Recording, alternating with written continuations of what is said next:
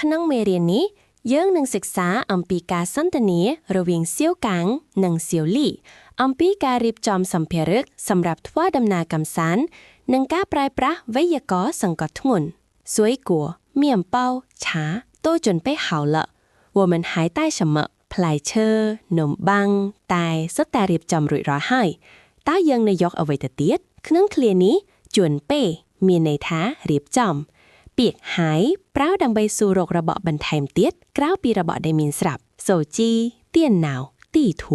一个也不能少ទូរស័ព្ទកុំព្យូទ័រផែនទីមួយក៏មិនអាចខ្វះបានដែរទម្រង់一个也បុមីប្រើសម្រាប់សង្កត់ធ្ងន់ថាសំបីតែមួយក៏មិនអាចខ្វះឬមិនមានដែរ少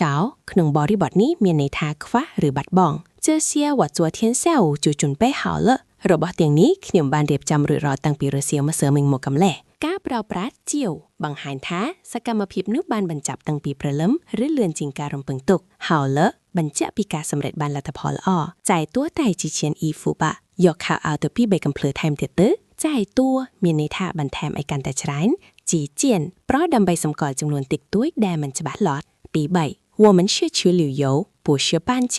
还是少带一些吧ពួកយើងទៅដើរកម្សាន្តមិនមែនរើផ្ទះទេយកទៅតិចបន្តិចវិញល្អជាងហើយเชื่อប្រើសម្រាប់ដល់យោបល់ដែលជំរឿននោះល្អជាងបានជាមានន័យថារើផ្ទះដែលប្រើជាការប្រៀបធៀបក្នុងន័យចំអប់សរុបមកមេរៀននេះបង្រៀនយើងឲ្យចេះប្រើពាក្យទាក់ទងនឹងការធ្វើដំណើរនិងការប្រើប្រាស់ទម្រង់បដិសេធដាច់ខាត อีกอแย